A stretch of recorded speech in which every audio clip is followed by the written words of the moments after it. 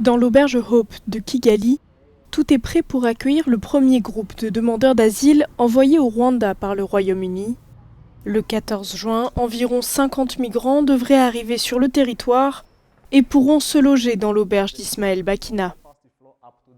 Ce n'est pas une prison, c'est une maison comme nos foyers, à la seule différence que nous servons les migrants comme dans un hôtel.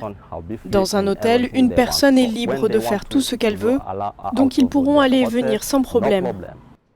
Kigali pourra accueillir des dizaines de milliers de personnes dans les années à venir, une nouvelle bien accueillie par les populations. S'ils sont pacifiques, on vivra en harmonie, mais s'ils sont gênants, on les renverra d'où ils viennent.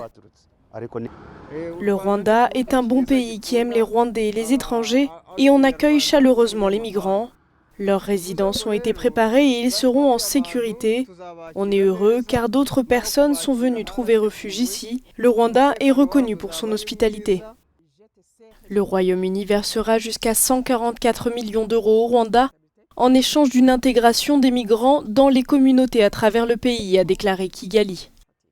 Nous avons des milliers de jeunes Rwandais qui n'ont pas de travail.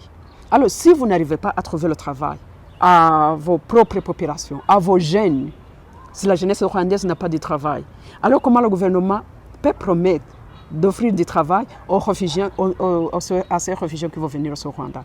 Kigali et Londres se sont mis d'accord en avril pour envoyer des migrants au Rwanda en attendant que leur demande d'asile soit étudiée.